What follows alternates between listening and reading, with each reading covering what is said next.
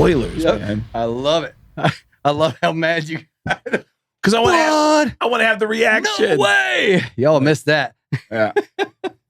Beardo and Weirdo. What is happening? I am the Weirdo. That is the Beardo, Mr. Chris Kael.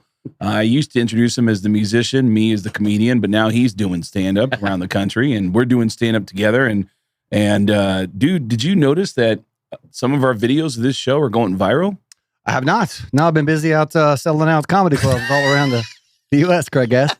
Thank you for that pop. Dude, it's when you got Craig Gass as your comedy manager, you're going to start selling out some rooms, you know? Dude, some of the videos we have are going crazy viral online. Just clips of it. And some of it is because people are hating on us. That's the best. Yeah. There was a video that I narrowed down just one little tight spot where I was telling you about a breakup and about having sex, and then I just regretted the sex right away. And I was like, oh, what am I doing, man? And I said, I just had instant regret, and I just, this clarity hit me. And you said, wait, Craig, what is that called? And I go, what? You go, what kind of clarity? And I go, oh, post. And you said nut, and I said clarity. And I was like, well, that's kind of a funny 5-second thing. Hundreds of comments from women going, pig. How have I not seen this? There's no context to these women who are commenting. And, I'm like, it's about a breakup, though. If you look at the whole... Judging from her reaction, some fellas have definitely had some post-nut clarity after. That's exactly what I was So, honey, shut your mouth. Okay? But some of... Oh, no. Yep. Let that go viral. There goes all the women. Yeah. I'm not talking about all women. I'm talking about that mouthy pig out there. I'm on fire today, so be ready, guys. It's a good one. Yeah. You've been mad about a couple of things. Dunkin Donuts just now. Dunkin Donuts on the way in here. Is Las Vegas. All right, let's give you the intro. Let's hear it. Chris is pissed. Oh. Throw it in. Chris is pissed. What are you pissed about today, Chris? Fucking Alex's timing. Yeah. All right, jump into it. Let's talk about Alex. Actually, no, I'm not mad about that. I wasn't even mad until right before I got here. And then I'm running on fumes right now because I played Springfield, Massachusetts last night with my buddy Brian Glowacki. Mm-hmm. I also did a guest spot in Uncasville, Connecticut with Katherine Blanford, who we both know. And what? Yep. Y'all missed that because Mr. Timing over here. Yeah. We got a camera on, Alex. Alex, he already showed me the clip. Yeah, go to... He wasn't supposed to show me the clip. He goes, Chris goes, hey, I sent you some stuff. So Alex started showing it on the big screen. And I go, who's that chick? And you go, that's Katherine Blanford. I go, what? Yeah. The fuck? Right there. See that big smiling face right there? A couple weeks ago, Katherine opened for Bert here in Vegas. We went to go hang out with Bert with me, you, Dave Buckner, and Buckner's kid, Bonham. And then we ran into the dude from Sum 41 who I creeped out. And Katherine, you were hitting on Katherine. And then in the middle of that conversation, you're like, yeah, I got a show here with Craig Gass. I was jokingly hitting on Katherine. Yeah. Okay. Yeah, because her stories are all about like the toxic relationships that she's in. Oh, yeah. She has a story how about... toxic she is. Yes. And we're both from Kentucky. Her from Louisville, me from Lexington. And really just like, I hit it off with her. We had a lot of conversations about that. And then when I was going to open up for, when I was going to feature for Brian, I did like bands in town to see who was around. And she was playing the same weekend in Uncasville, which is like an hour away from Springfield. So I was like, hey, like, slid into Catherine's DMs. Said, hey, girl. You didn't hit on her at all in person? What kind of editing is this that you're doing right now? I was jokingly flirting. Like, she's beautiful. Yeah, absolutely. But I am in my no phase right now. I don't want to date nobody. I'm just happy with this. A lot of growth. A lot of... Who the fuck are you? I can't even believe my own bullshit. What the fuck? What are you talking about? What are you lying for? Dude, we come here and we talk about our recovery. We're Craig, totally honest with each other. It's because I know I have no chance with Katherine, so I'm trying to act like I'm not. So invested. You tried? No, I didn't. No, but you're just being me. Yeah. Wait, when you say no, you didn't, were you like, I'd kiss you if I could? LOL. No. Like, was it that kind of thing? No, just, I being my normal flirtatious self like I am, even with Mr. Evan there. Definitely flirted with him, talking about hardcore punk rock up in Chicago. That Mohegan Sun casino is massive. Yes. Oh, my God. This was, I believe, the first time that we've been back since we had, look at that. Oh, You didn't hit on guys watching it at home on YouTube. Can we just have a moment of silence for these photos? Oh, you didn't. Catherine, God bless Kentucky. You didn't hit on her at all. No, I mean, just normal flirting like I would always do, but no, nothing with intent. So if we were to have Catherine. Don't let that be confused with lack of intent, Catherine. See, I can do it here in the studio. I'm a bitch in person, though. I'm going to text Catherine. I'm going to beat you to it. I got it now, too. So maybe I was flirting if I got the number right. Blanford. But where was I going? Oh, Chris was pissed. Mm-hmm. So yeah, I'm running on fumes today because I had a 4 a.m. wake-up call at my hotel and had to be at the airport by 5. Flew on an airline that I was unfamiliar with called Breeze. And the line for this airline, I immediately got on my phone and was trying to book another flight. Really? Oh, it was so damn long. But kudos to Breeze, potential sponsors, because I'm actually not bullshitting. I appreciated there was 3 women working there and this long line that made me want to hang myself in the airport at 5 a.m. in the morning. Ooh, that's the worst. It went super fast. Okay. Super fast. They were on top of it. In which airport again? This was the Hartford, Connecticut. Okay. Hartford Bradley. Yes. That one. Yeah. And I was 5 o'clock in the morning. Yeah. So you said I'm a musician. 5 o'clock in the morning. I shouldn't be waking up at 5. I should still be awake. but the line was quick. Yes, it was very quick. It was wonderful. Didn't sleep at all at the hotel. Again, just running on fumes. Oh, so early in the morning. So that's how you got here. Oh yeah. Oh shit. Yeah. I do that so often, dude. My problem is I have say a 6 a.m. flight. So I know I got to be at the airport by 5 at the latest. And I know that I can get through and get my bag checked within that 45-minute. Oh yeah. Not today. Cutoff. If I'd shown up an hour before, I wouldn't be here right now. Really? No way. But then I know that if it's 5 a.m. that I got to be actually inside the airport, then that means I got to leave between 4 and 4:30 to get. Yep. And then what happens is I get off stage, I get done around midnight, 12:30, 1 o'clock, get back to my room. I'm like, all right. You forgot the meet and greet line. So you're getting out of there at 3 a.m. So, yeah, I've seen your shows. But I'm thinking as I'm going to sleep, I'm only going to sleep for 2 hours. I'm only going to sleep for 2 hours. I'm only going to sleep for an hour and a half. And then I might get an hour. Right. And then my head starts buzzing. What if I sleep through the alarm? What if I sleep through the alarm? And then I'm tossing and turning. And then at some point, I always just give up and go, fuck it, I'll sleep on the way. Oh, yeah. I'll just get in the plane and sleep on the way. But I was incredibly surprised at how comfortable the plane was, too. I expected trash seating, like a budget airline, but it was wonderful. It really was. What was, do you want to say the name of the Oh. Yeah, Breeze. I never even heard of it before. I never heard of it either. I came up on Google Flights. I was like, boom, get it, let's go. Dude. And because it was like a last minute thing. There's I was performing in Tampa this weekend at Side Splitters, and I was doing morning radio while I was in Tampa, and before they put me on the air, they had an announcement that a local airline called Silver was the name of the airline, had gone out of business overnight, and that they had sent emails to all their customers saying, do not go to the airport. Oh my. Don't even go to the airport. There's nobody there. Yeah. There's nobody to help you. And I was like, God damn, what about the people who flew somewhere on your airline and are just trying to go home? Yep. Oof. Yeah. Anyways, but budget it's airline. Stuff like that makes me understand terrorism. So the budget airline. Clip it. That's my mood today. So the budget airline was wonderful. Really? It was a great experience with that. But as it's been documented here, part of my drug and alcohol addiction back in the day, I really started amping up my drinking because I couldn't sleep on a moving bus. So part of it was I had to knock myself out so I could go to sleep on the bus. I don't sleep well. It's like sleep has been an issue for a long, long time. So trying to, again, knowing that I had to wake up before to get to the airport, being on the plane, I might be on 2 hours sleep right now, maybe for the entire day. So I was like, okay, I'm gonna get here a little bit early. I'm gonna pull into Dunkin Donuts, which is right out just around the parking lot out there. It's Las Vegas. Dunkin Donuts, you lost my business. I'm going to Starbucks every time now. I had a wonderful experience at Mohegan Sun at the Dunkin Donuts. Knew that Dunkin Donuts was here. I was like, woo! I'm gonna get one of those brown sugar shaken espresso. Catherine must have responded right there. Catherine has responded, yes.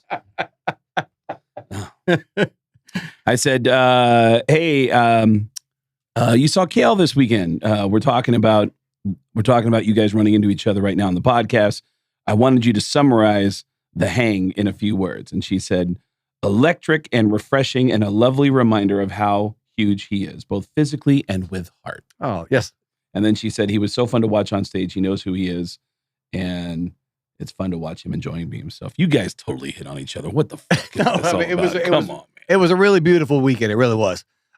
Just, a couple of seasoned veteran comics hanging out, sharing stories. I did give her one of my miniature bass guitars as like a thank you. And that's where the heart comes from. Just like little gifts like that. Stuff that I would have gotten raked across the coals back in my last relationship for doing. But it's just me being nice, Craig. You don't have to believe it. Katherine believes it. Yeah. I believe it. Yeah. The girl that you've been panting over for the last 2 months, call me, Katherine. I love you, Katherine. I want to talk to you, Katherine. Please call me, Katherine. You get in the same space with her. These are bits, Craig. I'm working on bits. You're working on all of her bits. That's what you're trying to do. Wow. I mean, you see that picture right there? All right, let me ask you a question. No, hold on. Moment of silence. Does she have a boyfriend? She mentioned something about she's on stage. She talks about her toxic relationship. Yeah, a new boyfriend that she's got. So yes, she's okay. She's working on bits too. All right. Yeah. All right. Nothing we say on stage is real. All right. All right. Or on this podcast right now. And you had mentioned something about Uncasville that last time you were in that casino at the Mohegan Sun Casino. Actually, yes. The last time that we were there.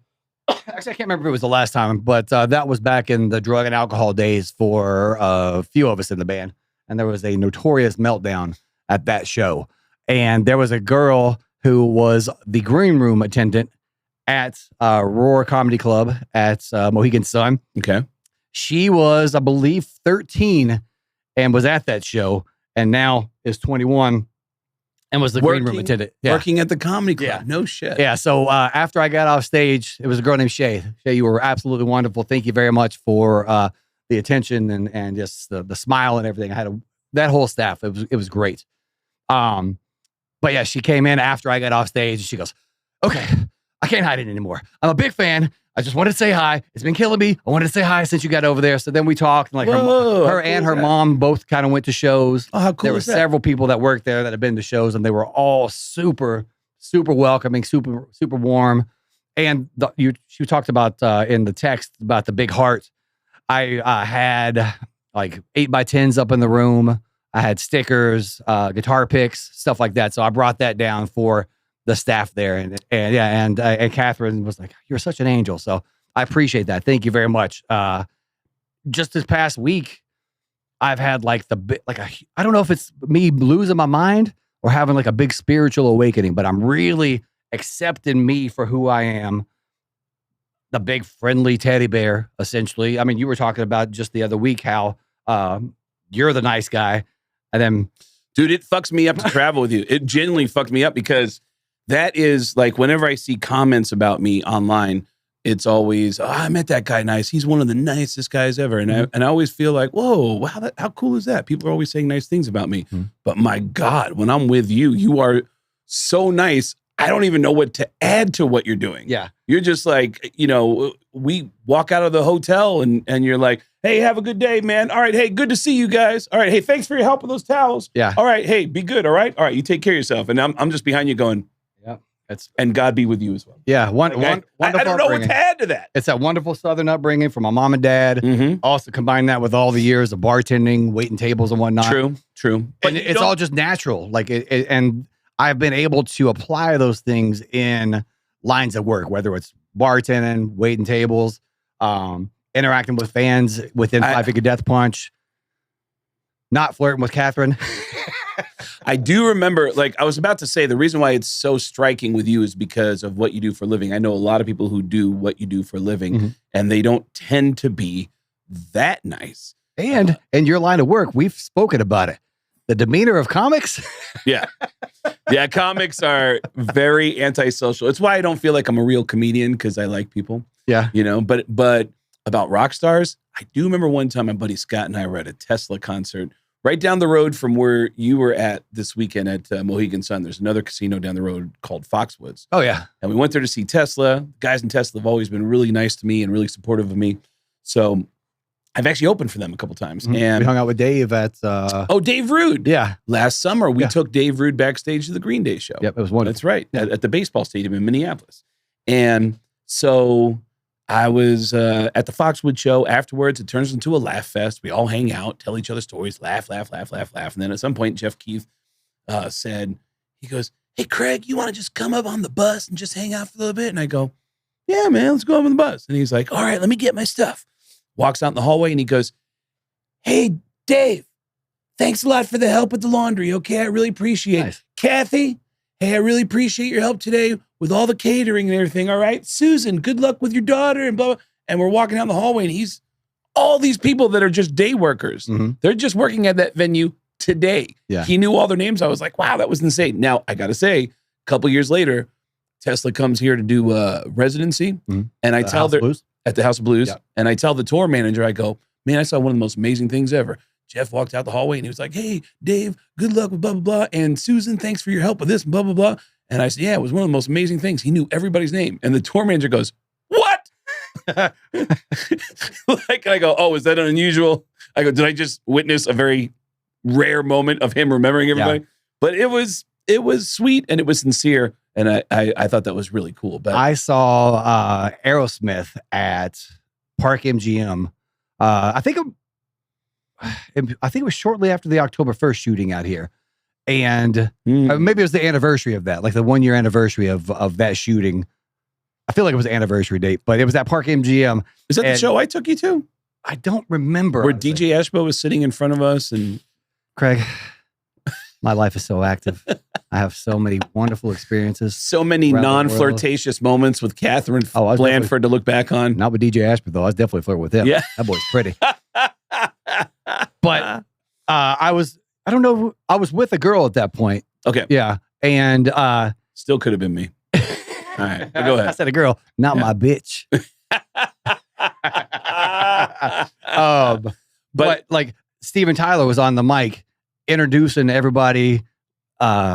So many different musicians that were back there, backup musicians, front of house guys, and naming all the names and whatnot. And the girl that I was with was like, oh, that is awesome. Like, he knows all their names and knows the jobs of everybody. Mm-hmm. And I could see, like, so let's say you're Steven Tyler. I could see behind his monitor.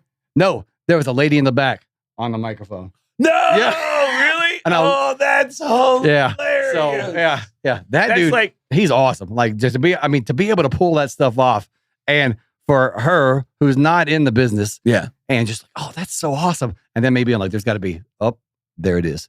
I see the girl back there on the mic feeding it to him, and is either is in there probably.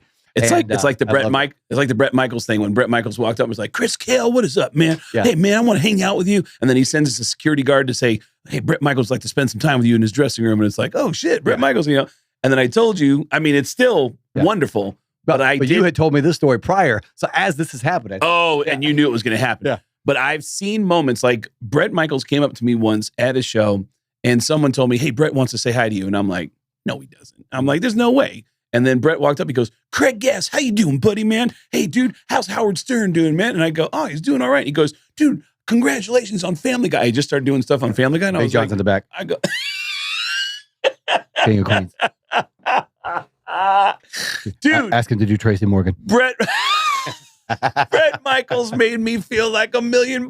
Yeah. And then I noticed, it might have been a few months later, a couple years later, his guitarist, who's also his assistant, at least at the time he was, I remember him walking into a room and goes, all right, this guy's name is Fred. He's the promoter here. And he's the one who brought poison in the last 3 times.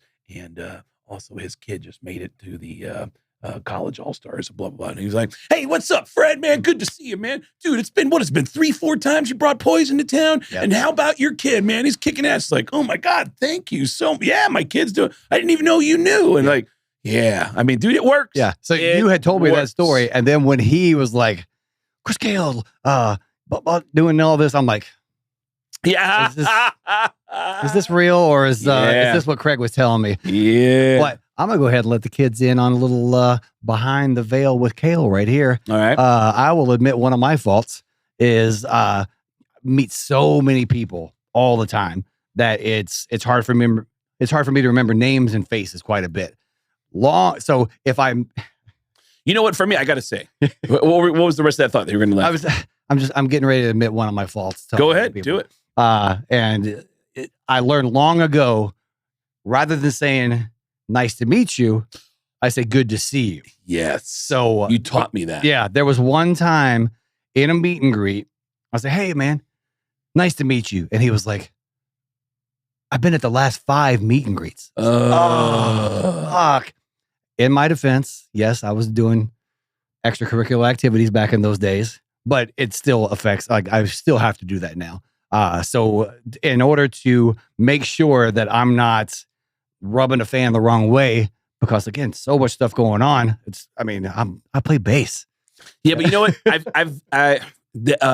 Good to see you is a good one. That's like right in the middle. Because I remember having a couple moments in my life where people would say hi to me, and I didn't know if I'd be like, who, what? You know, they go, dude, just me. So now, I started to go through a phase where people would say hi, and I'd be like, dude, how you been? And they'd be like, I've never met you. And I'd be like, oh, shit, all right. You're trying to figure it out. Yeah, I'm trying to figure it out. Just this past week when I played a skinny bar in Boulder City, a friend of mine and I went to have dinner at Fox Barbecue.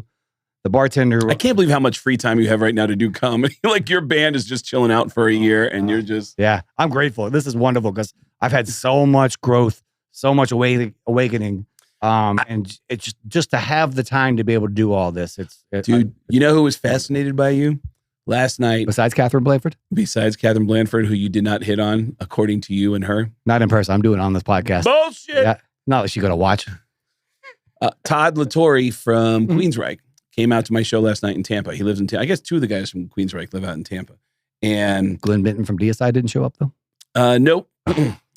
Next time I get down there, me and Glenn will hang out. Well, I'll get him to your show. Todd Latore came out, and he has done stand-up a couple of times with our friend Courtney Cronin. Courtney Cronin does a show called Punchlines and Backlines, where a musician, and you did it too. That's where I got my start. Yep, where a musician does stand-up for the first time on a lineup with a bunch of other comedians. And then we did it again in Nashville at John Bon Jovi's place, me, you, and Don Jameson and Courtney. And yeah. Oh, and Hal Sparks. Yeah. And so Todd's done that in front of an audience that knows who he is. He was like, when I mentioned to him, do you want to go on stage tonight and do a few minutes here at Side Splitters? He's like, oh, I couldn't. He goes, the reason why it works is because I've done it twice in front of rock fans. Yes. And he's like, it won't work. I get it. Yeah.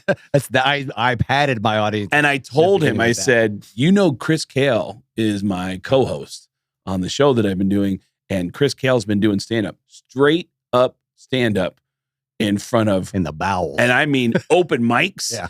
He's been going up and eating shit. He's doing exactly what you're supposed to do as a stand-up comedian. Alice, can you cut that part out? Where it's eating shit. I've been going, crushing every show, selling out every open mic that I'm at. People get on their phones, get on MySpace, automatic send out invites. Chris Kale, you'll never believe it. He's at this open mic. So we all have had moments where we've gone in front of bad crowds. I'm completely full of shit today. Yeah. You just admitted it. He just admitted it. Go back to the first 5 minutes of this conversation and then jump back to this spot. All right? Busted. That's all we needed, man. We don't need any forensics. We don't need to smell his fingers. We know exactly what's going on. Hey, man, speaking of which. Yeah. Doesn't smell like Dunkin Donuts. I tell you that. Does not smell like Dunkin Donuts. Dude, when we walked in, Alex was, the guy who's running our show today, Alex was playing the video game Ghost Recon. Yep. And he was like, yeah, man, check it out. I'll show you this map. Which doesn't give me any context, anything. He's like, here's the island I'm on right now. Here's the full map of this bit. And then look at it. Here's all this. And I go, all right, I don't know what any of that means, but I will tell you this. Autism is real. I'll tell you this. I played Zelda for an entire summer in high school. And I lost the entire summer. Mm-hmm. But did you? Did you, though? Well, I would argue it was probably the best summer I've ever had in my life. I would put in 12, 14-hour shifts playing Zelda. Dude, I got emotional. Yeah. There was a character there was like a king in the game who died, and I got what? Mm-hmm. the king's gone. Like I got emotional about it. There was people who died, and I was invested, man. And it was the most addicting.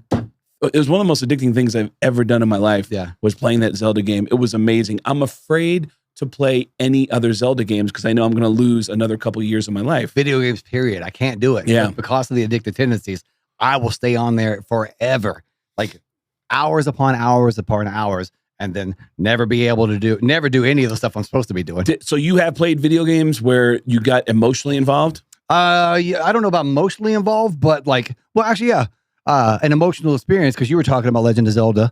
My dad and I, way back in the day, I believe it was the same game, Legend of Zelda. No way. You guys played it together? He would play like while I was at school, and then I would play once I got back home. Yeah. On the same game? Yeah. So you guys were advancing the same game together? No. He would play on his player. Oh, okay. Save his and then game. you'd play your player. Yeah. So we were going back and forth the whole time.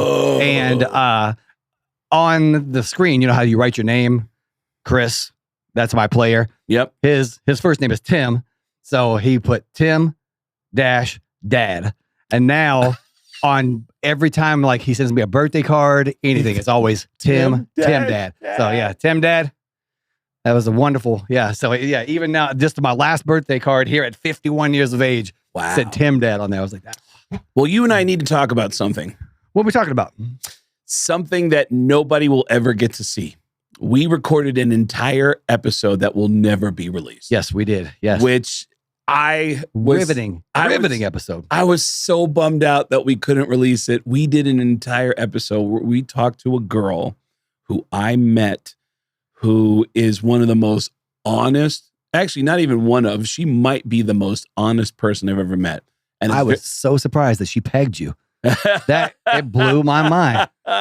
She has had relationships with a lot of famous people, but more than anything, I just was really blown away by how sincere and honest she was. And there was no pretense. Mm-hmm. You ask her a question, she's like, oh yeah, this is what happened, whatever. And I wanted her to come on the show to talk about a very specific thing she had done to a very famous person. She did something very unnatural to a very famous person, and then told us, "This is 2025, man. What's unnatural in 2025? Don't be slut shaming.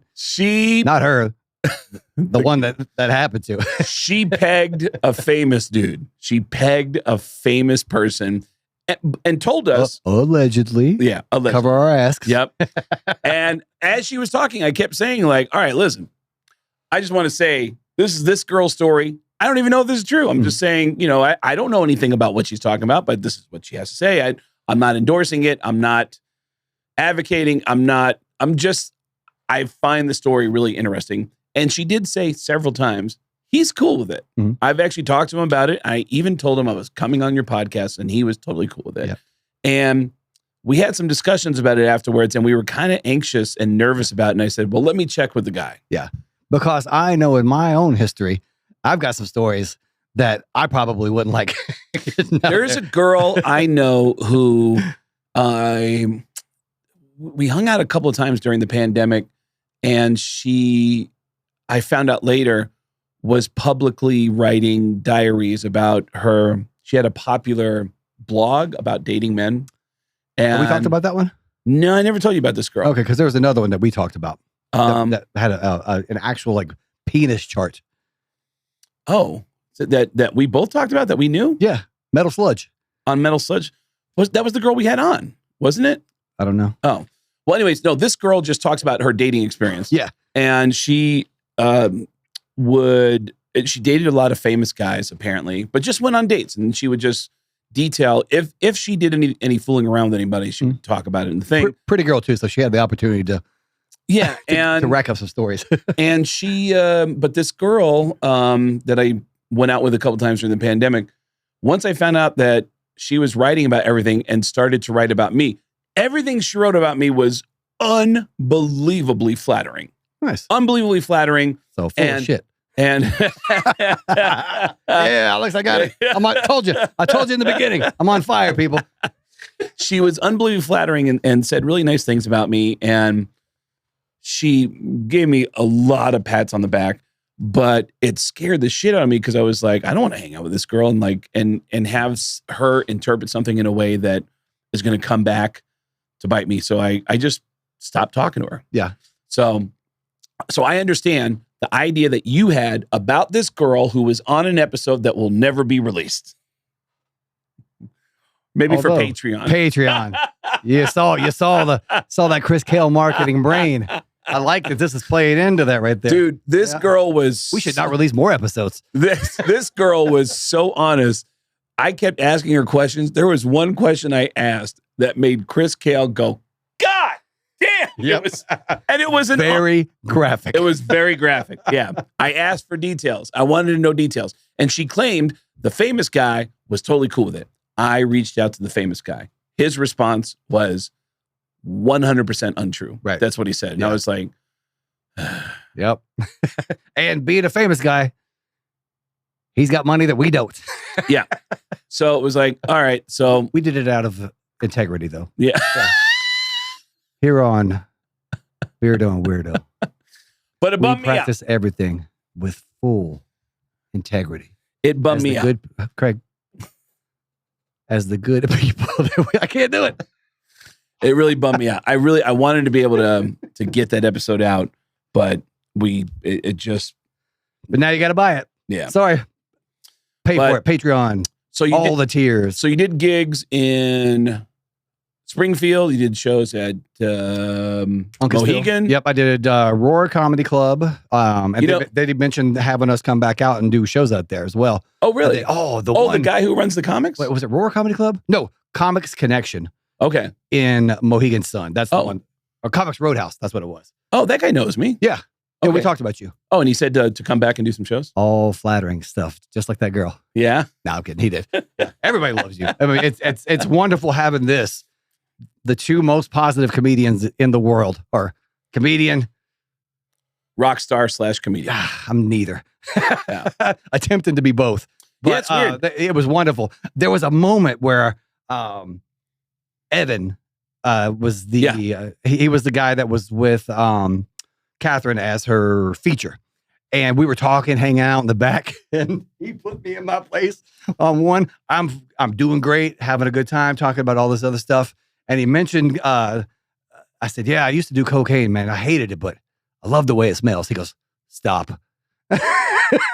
He goes, done a million times. He goes, you're doing so good. You don't have to do that one. So I loved, But there, one of the pictures in there, I think it's all three of us sitting there.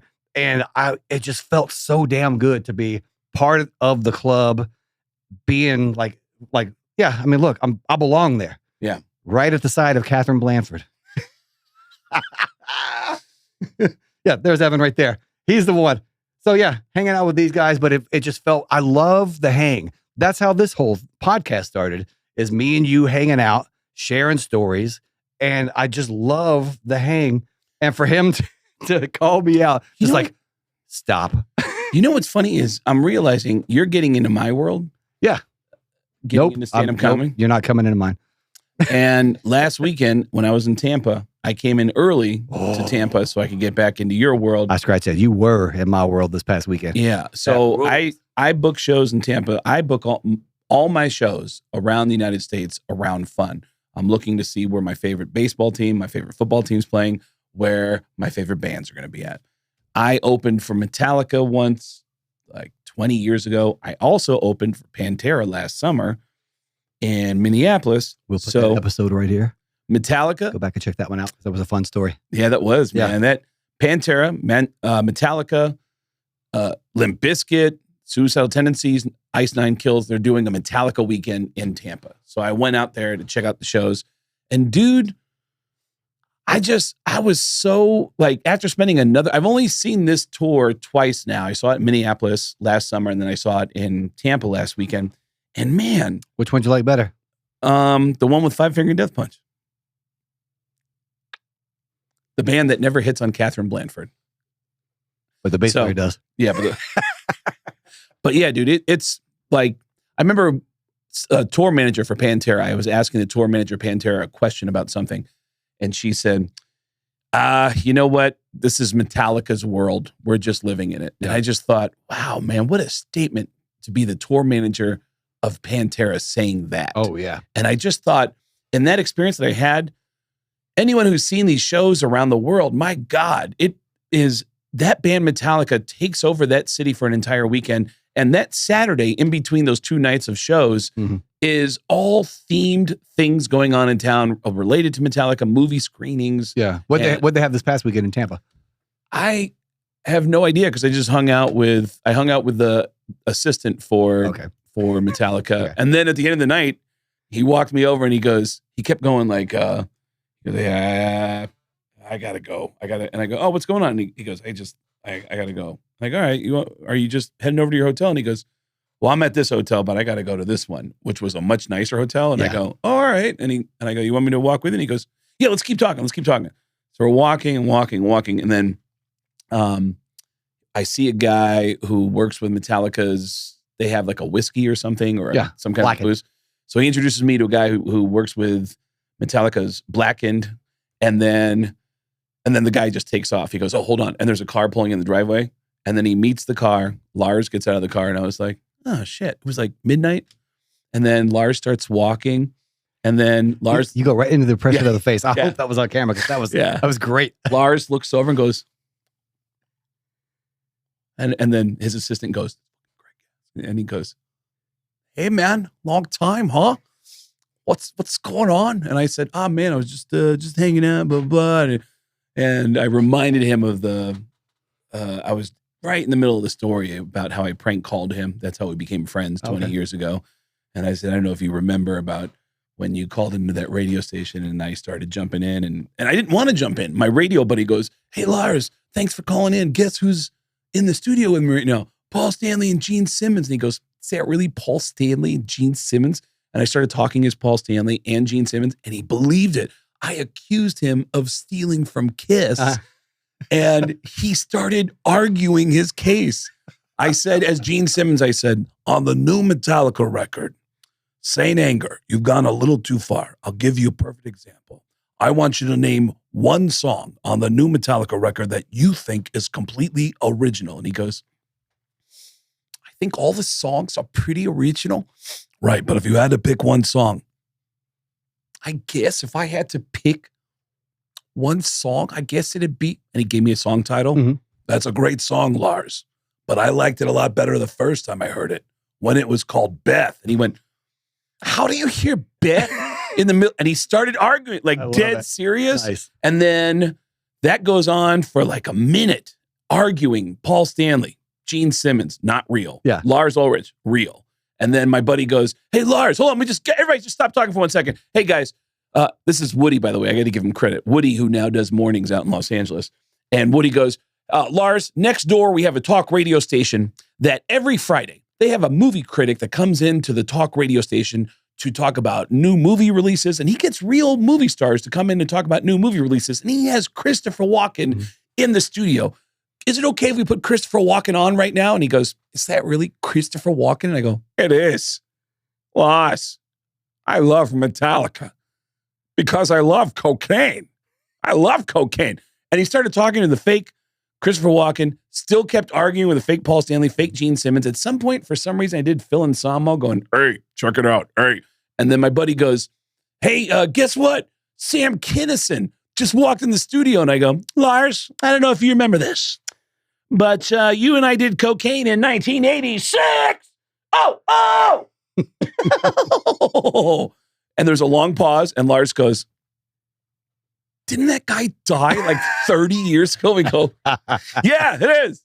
And then that started the friendship because he ended up tracking me down in New York and got in touch with me but whatever. But I also got intimidated by the friendship because he's Lars Ulrich. So I just kind of dropped the ball on the friendship. Much like our friendship. Well, with us, always intimidated. With us, my whole thing now is like, do not talk until we get in the studio. Yes. So, oh man, but yeah, that's the Metallica tour. Man, such an honor, such a privilege having been like a year and a half with those guys all around the world. So now that we're on a little bit of a break, we've just released the brand new a re-recording of the greatest hits. That's out now. Brand new Walmart a package on that thing as well. So yeah, going full anti.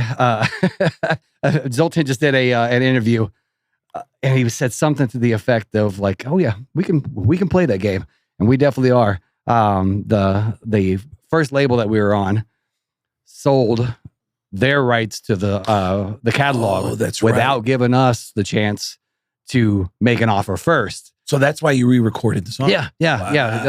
We can play this game. Yeah. Wow. So thanks to all of you who have already picked that up, who have pre-ordered and sticking it to the man. We appreciate that. How weird is it once a week flying into a city, walking into a stadium, and performing on that unique stage, and then just walking out? You were talking about being Metallica's world. Yeah. One of the best things about that tour, I am overly social.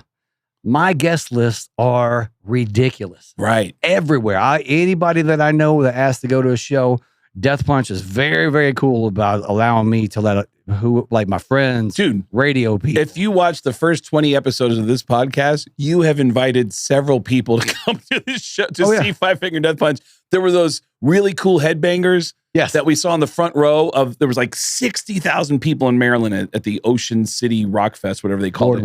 Boardwalk Rock Fest. And we saw these headbangers in the front, and you posted on social media. I posted on social media, and they found us. Oh, yeah. And you, in the comments, said, anytime, open invite, I'll get you backstage to a Five Finger Death Punch. I'm like, Chris is going to get hurt by a stranger. No, Zoltan, all those guys have been incredibly accommodating. I've never had an issue. And I've had. But when you open, go ahead. But you've had. Yes. I was going to say, when you open for Metallica. Yeah, it is Metallica's world. They could sell out every stadium, every arena, every seat, every single seat. So they generously gave us, tickets that we could give out, but split it between 5 different people and the management and all that stuff. It's not like the list availability that I normally have when it's a Death Punch show. Right. So that was one of the best things about being on the road. Being able to say, I can't do anything. Sorry, I can't. Yeah. Yeah. I've only got this amount. So if people got to me early, they got to it.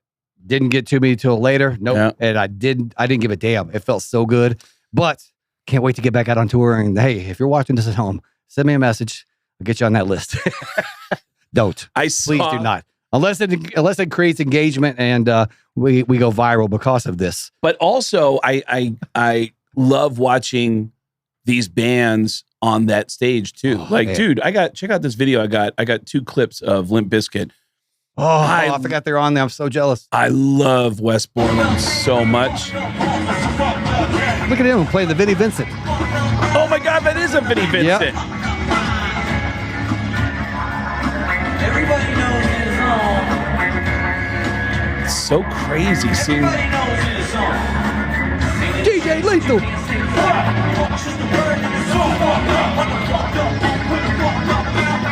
Look at Fred Durst with the Papa Smurf wig. Did you see when they put Lollapalooza, the outfit that he came out?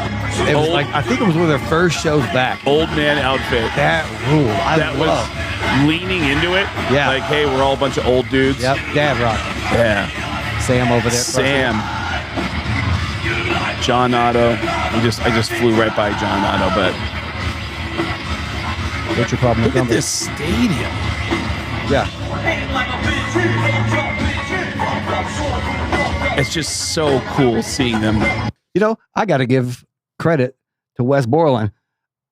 I used to when I first was with Death Punch, I would run back and forth, and I saw him doing this cool, almost like a skip thing across the stage.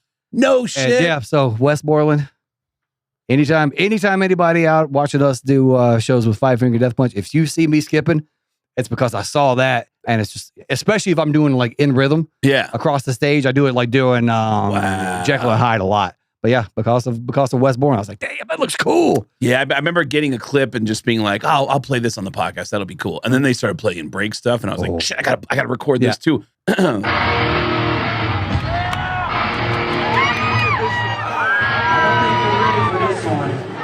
Papa Smurf, ready to fuck shit up.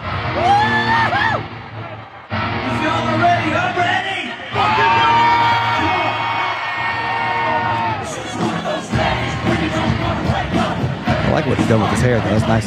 Yeah. I think I might steal that too. This is from my Instagram stories. They actually turned out better than the ones on my camera roll.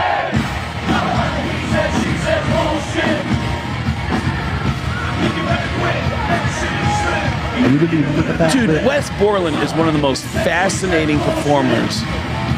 I don't know why. And flawless. Yeah. My God. Incredibly tight. And I'm talking about his guitar playing. I don't know why, but in my mind, I mean, look, I love Limp Bizkit, but in my mind, Wes Borland is such a enigma. Oh, yeah. That I want to believe that he doesn't even like being in the band. I don't know about not liking being in the band, but he quit for a little while. He quit. Yeah. Right after hot. What was it called? This is gonna sound so stupid. I can tell you exactly when it was because it was when I was living at Eddie Van Halen's house, dude. It was when I was living at Eddie Van Halen's house, and fucking nobody knew this story. Yeah, nobody knew the fucking story. Yeah, I knew the story for years, and then it got out. Holy shit, dude! I know the story too. You told me. I love it. I was living in Eddie Van Halen's house in 2004, and then I left to go do comedy gigs, and I came back and I heard this story, because I was turning on Eddie's assistant to a lot of Limp Bizkit, and the story was out there that Wes Borland is gone. They're auditioning new guitar players. I leave, I come back, and I hear, oh man, something crazy happened. I go, oh, what happened? It's like, Fred Durst reached out to Eddie and had him come over and jam with him. All the guys in Limp Bizkit are all renting a house together. So it's like all the guys in Limp Bizkit are in one house. Nice. And Eddie showed up to jam with them. And after a long night of jamming, said, all right, I'm out of here. And they're like, okay, what about your equipment? He goes, I'll get it later. And they start calling him and saying, hey, dude, come get your equipment. Hey, dude, come get your equipment. Yeah. A long period of time passed before Eddie just one random night, called, nobody picked up, and he goes, the fuck's going on? He goes, I want my equipment. And he snapped. Oh, yeah. Went to the house with an Uzi. Yep. And I had heard this story, and I was like, I called a friend of mine. I don't even know if I should say his name. Nah. Okay. A friend of mine who was Wes Borland's guitar tech.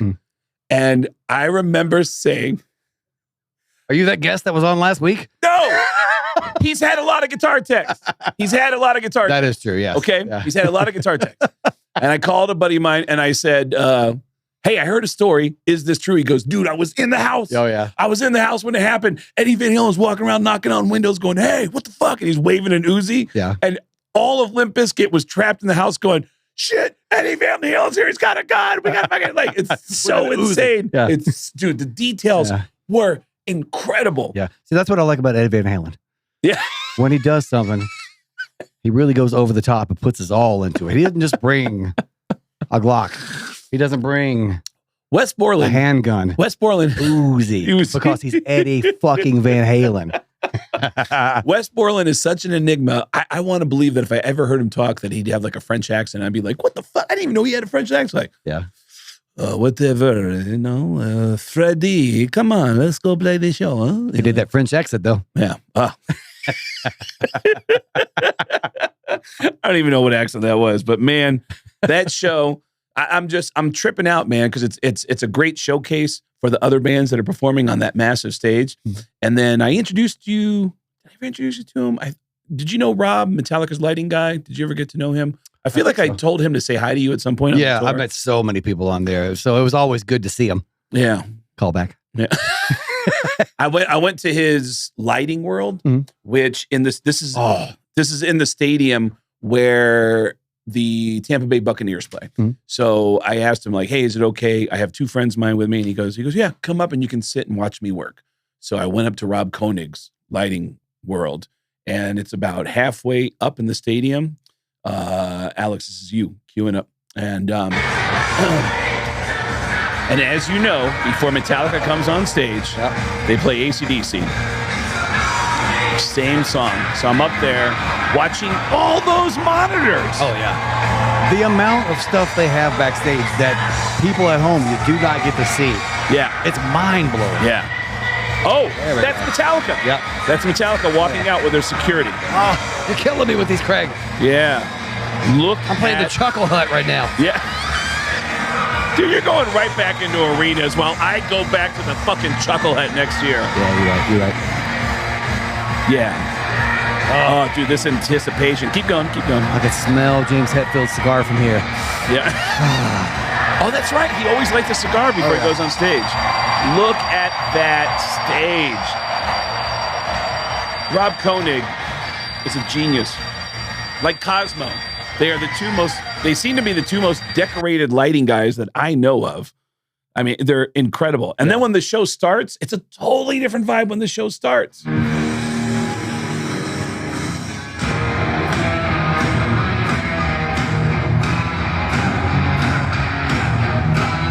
Because there's not just the lighting on the stage, not just lighting in those rigs up there. He's got lights in the stadium, all around the stadium, so he's able to light up the entire football stadium. Much like the entire weekend, every seat in there is a Metallica experience. Yeah. Yeah, it really is. Dude, how weird was it adjusting to that stage? That one looks different than the one that we were on, actually. Ours was more round. This is, I can't tell from up here. You know what happened? The fire marshal killed the pit. And so it looked like There's the pit right there. It looked like the pit was no, I mean, killed it in half. I'm sorry, cut it in half. Oh, okay. I got He it. cut it in half. The fire marshal cut it in half. Yeah. The stage looked smaller to me, but Rob's like, no, it's the exact same stage. So yeah, I thought it looked different as well. Yeah. But God, that fucking band. Yeah, dude. What is it like? I'll be appearing this Sunday night at the open mic at Chili's here on Las Half Vegas off appetizers. Boulevard. That's when you know. Use promo Kale. Promo Dude. code Chris Kale. When I would pull up to comedy shows and they would say, it would be like, tonight, stand-up comedy with Craig Gass. Half off wings is like all like giant caps, oh man. And that's where all your money went. Yep. The headliner is half off wings tonight. Man. But what was it like adjusting to that massive stage? Well, even before that, though, you posted this stuff, and I remember sitting at home and just reflecting on all of it. Man, I miss being on the road, Craig. Yeah. I miss it. But luckily, we've got some shows coming up. Doing, I think, 5 shows this year, just kind of, keeping the whistle wet. Oh, yeah. And I'm looking forward to that. But my God, yeah, adjusting. So that's the thing, too. We were on break, much like right now. You can tell I've been lifting, like putting on some mass. And when you're on that stage, I've got 4 mics on stage. And I would say corners, but it's a round stage. So, but, strategically placed, even amounts. You're playing the stadium. I'm packing on muscle during the break. Yeah. Every time that I run from one mic to another mic, that's 25 yards every single time I'm running across the stage. Really? I was dying. Wow. Yeah. And especially in the heat. Like, dude, the videos I just showed you of Limp Bizkit, that was 91 degrees in Florida. Oh, yeah. Yeah. That was hot, humid. Yeah. Yeah. Oh, yeah. What do you think Lars Ulrich asshole smells like? Actually, you got close. How did it smell? Well, a pretty amazing thing happened after Limp Bizkit and Lights Go Out. Cover band showed up. Yeah, a cover band went up. I got to tell you, they're not bad. Oh, yeah. Playing some Thin Lizzy.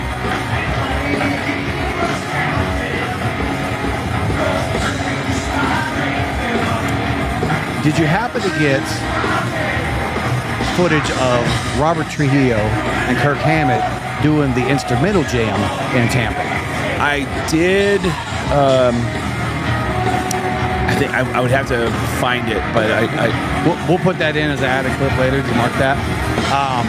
I love that Metallica, one of not the biggest heavy metal band in the world, paying tribute to Chuck Schuldiner and Death from Tampa, Florida, playing Pull the Plug. I didn't get that. I did not get that. What you're saying is you're lying. You're a goddamn liar. Well, right? they did 2 nights. So they did one doodle one night and one doodle another. But yeah, every night they do a different thing. And it's always like an artist from that area, from what I understand. Yeah. So to do Death, Pull the Plug, Oh, yeah, I love Death. I have a cassette copy of Symbolic because I used to work at college radio at WRFL back in Lexington in college. Mm-hmm. It's the advanced copy of Symbolic signed by Chuck Schuldiner from Death. Really? Yeah, I don't keep a whole lot of stuff, and that's one of the things. Yeah, it's right there with my sign symbol from Vinnie Paul from Pantera.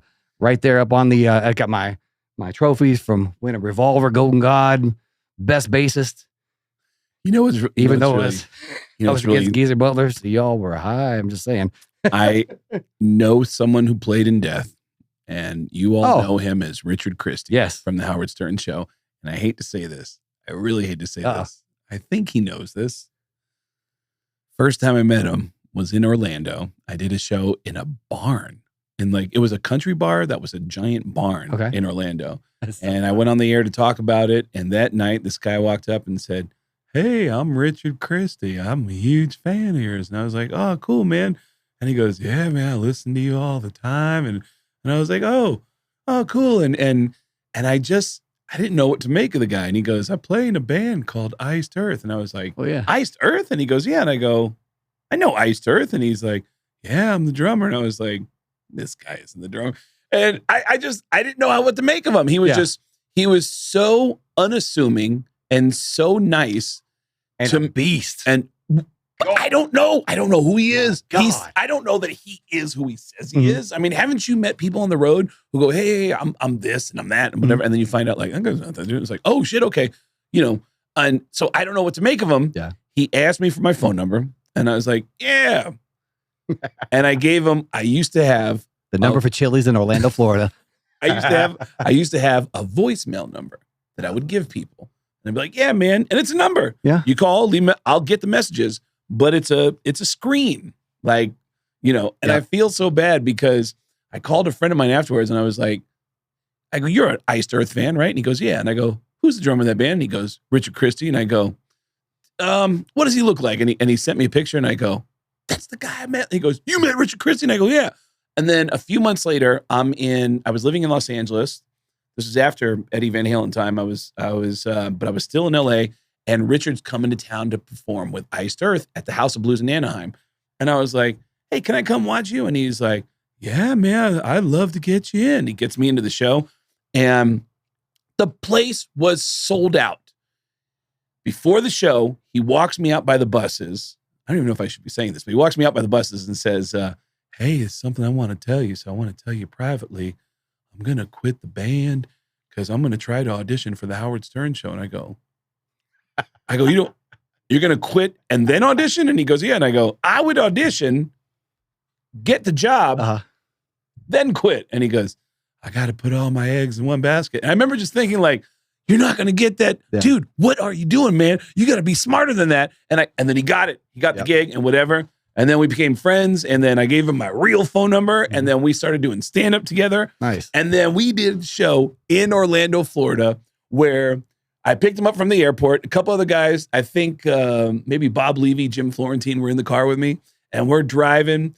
And then all of a sudden, Richard Christy goes, "Oh, hey, oh my God, this is the storage unit I used to live at." He lived in a storage unit. He talked about it a lot on the Howard Stern Show. I've heard that story too. He played drums in the storage unit. Middle of summer in Orlando, he'd be sweating. He would live in a thong, in a leopard thong. And as we passed it, he was like, "That's the storage unit I used to live in." And we're all asking him questions. Everybody's peppering him with questions. Can we get him on the show? Sure. I would love to hear, because I am such a huge fan of Tampa Bay, Florida death metal. I want to hear the stories about Deicide. I want to hear the stories about Morbid Angel, Death, all that stuff. I am a death metal junkie from back in the day. You know what? I'll hit him up. I don't know if it might be a Howard thing that he can't do it, because I know that he listens to Eddie Trunk every day. But he never calls in. I shouldn't tell my reaction of when you were saying, "Yeah, I'm going to be leaving Iced Earth because I'm getting ready to go do this audition." And in my head, I was like, "Oh," and then you said, "For the Howard Stern Show." I go, "Fuck, man. I thought he was going to go play with Death." Well, he was with Death before he was with Iced Earth. That's my genuine reaction on the inside. I was disappointed that he was going to audition for Howard Stern. Dude. And when I heard it wasn't death, I was like, I don't care anymore. When he was talking about living at that storage unit, though, I go, hey, I have a question. Did anybody else live in that storage unit? And he goes, yeah, there's one guy who lived there. And I go, really? And I go, so were you guys friends? And he goes, no, that guy was really weird. And I go, you're both living in a storage unit. You're judging the other guy who's living in a storage unit because you think he's weird. That was the funniest fucking reaction. Oh, yeah. By the way, I do have one more Metallica clip that I do want to play. And it's just mid-jam. It's just the intimacy with the round stage. Oh, he's playing the guitar with my face on it, too. Don't know. See, I told you, James. Told you we were best friends. I've seen him on Metallica social media pages smoking a cigar before he goes on stage. Yeah. I've never seen him smoke a cigar during the show. Was that a common occurrence during the shows? Progressive addiction, man. Yeah. Could be. I mean, I know he's sober. Speaking of which, I also have recently picked up cigar smoking. And Really? I can't. Keep playing. I can't do that. Just keep it in my mouth, smoke, go. I haven't mastered that yet. So much like me wearing my guitar all the way down to my knee because of James Hetfield. Now I got to learn how to do that too. Oh, thanks, dude, by James. the way- Continue to inspire, James. I love you, brother. By the way, when you're on tour with Metallica, a lot of famous people come out to the shows. You see famous people backstage all the time? No, because we were always Out the door? yes, As soon because as they you get have up- so much equipment, so many different trucks. That you have to be out. Yeah, well, I never saw an entire Metallica set the entire time we were there because we have a limited amount of time that we after we get off stage, basically kind of wind down for a little bit, maybe 45 minutes into the set. It feels like Ride the Lightning with a song that I always got to see, but that was to like leave because- was that contractual? it was because of space Right. Okay. in the back. Yeah, 'Cause- we had to get our bus out Yeah. so that they could move the trucks in because the production, my God, just Yeah. the amount of stuff Yeah. they have in the hallways back there. Yeah. I could not begin to imagine not only how to like piece it all together, Mhm. pull this from here, this Yep. from here, put it all. So the Metallica staff, I mean, much like the award-winning lighting guys and whatnot, Yeah. their TMs, their production managers, everybody is top notch because it is incredible. Yeah. At one point, I don't know if they still have it or not, but they had a full A rig and a full B rig. So What does that mean? it's the exact same setup. Your A rig is one and B. So it's exact same stuff, but they'll be setting up in one city, Oh, okay. Gotcha. get the A rig set up. Yep. As that rig is being played in the next city. A duplicate stage is being built in another city. Full Yes. stage Yeah. and everything. Yeah, Yeah. yeah. It's, oh my God. So the Like I said, I'm going to be playing tonight at the open mic at the brand dude, new- you're in a huge band. You can't pretend to be a comedian who only does stand-up comedy. You've got gig. I'm trying to stay humble, Yeah. Craig. I'm connecting with the people. You've already ruined all of that in the first 20 episodes of this show. Catherine, call me. God damn. I can't keep on putting on airs. Dude, You're from Kentucky. I'm from Kentucky. but to You're incredibly beautiful. I am Chris Kale. To your point, though, about needing to get out of the building, I do remember last year when I opened for Pantera, and then the next You see my night, reaction. Yeah. I looked over there. Was Yeah. that black and white picture. Yep. Oh, I was when I opened for I'm going Pantera. to remember that when I'm going to steal Jeffrey Asmus line. I'm going to remember that. Remember this tonight because I'm going to remember that picture when the cold steel touches the back of my uvula. Thank you, Jeffrey Asmus. I love that line. I do remember being at the show the next night with Pantera, and their tour manager texted me and saying, "Hey, the guys in Pantera want to say hi to you." So I came into the dressing room, and I remember there was a big thing of like, "All right, guys, we got to be out of this building in 20 minutes." It's Oh, like, yeah. Okay, yeah. And it's like, "All right, you got 10 minutes. All right, remember, we got to be out. Guys, we cannot mess around. Guys, deadline is now. We must leave. We must leave." And Pantera and everybody had to be out the building to make room for Metallica to do that loadout. That was great. another incredible fanboy moment for me is knowing that we had the same dressing room that Pantera had because their Oh, that's their funny. sheets would be up in the room. Oh, I was really? like, oh! Really? Oh, that's funny. Oh! And yeah, Well, quickly, I wanted to tell you when I asked about hurry celebrities. up. I got a suicide to do. All right. The I'm sorry, YouTube. I have an unalive that I have to do. the asking about celebrities being at the show because at the Tampa show, I ran into Jim Brewer. Oh, I think you're talking about you being at the Metallica show. At the Tampa show, I ran into Jim Brewer, nice. Chris Jericho. Mm-hmm. Brewer lives down the coast, I think, near Fort Myers. I saw Red Cup Jeff at a amateur wrestling event just now, right before. Really? Here, yeah. That's hilarious. But dude, this crazy thing happens. I got invited to Pantera's meet and greet before the show. And by that, he means he put his credit card down at pantera.com/VIP. I'm standing outside the entrance to the stadium to go in for the meet and greet. This guy walks up and goes, "Are you Craig Gass?" And I go, "Yeah." And he goes, "Oh man, I'm a huge fan." And I go, "Oh, cool, man." And we're talking. He goes, "Man, dude, I know so much about you. I know." Let me just show you this. He goes, "I got to show you this." Shows me his arm. It says Eddie Van Halen across his arm. And I went, "Oh shit. So you," and he goes, "I know all your stories about living Eddie Van Halen." I was like, "Wow, that's crazy, man. So you live here?" And he goes, "Yeah." And I go, "What do you do?" And he goes, "My name's Wolfgang Van Halen." No. No. Crazier. He goes, I'm an assistant. I'm John Travolta's assistant. And I go, What? Yeah. And that was so crazy to say that I was like, that wouldn't even make sense as a lie. But I still thought, that's a weird thing to say to somebody. I'm John Travolta's assistant. But when we walked inside for the meet and greet, Charlie Benante goes, "Hey, what? Where's your guy?" And he goes, "Oh, he couldn't make it." And then somebody else turns around and goes, "Hey," I think even Zach was like, "Hey man, where's the guy?" And he's like, "Oh, he couldn't make it." He's like, "Well, what do you need? You need anything? You want to go in the pit? We're going to take care." And then I saw people that work for Metallica that came in and they were like, "Hey, just want to say hello. How's your guy doing?" And I was like, what the fuck? That's awesome. It was crazy. It was nuts. I was getting ready to close on. You were going to make fun of me? No. This is an incredible moment that you're going to fucking love. Oh, okay. Remind me. Let's do it. I'll save the Zach Wilde story. Okay. For next episode, we'll do Zach Wilde. You're like, this is my moment. Yeah, You're Tell me.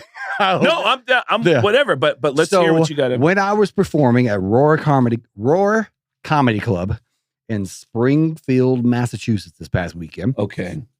I'm on stage doing my set. I had a wonderful set. Top 3 for me. It was flowing. Life is awesome right now. Okay. I'm just feeling great about everything. Okay.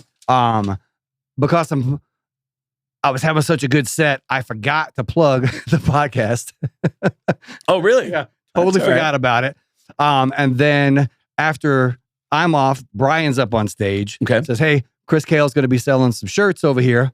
So come over and get a shirt." Mm-hmm. There was one gentleman that came up to me, saw the shirt, and he goes, "You're doing a podcast with Craig Gass?"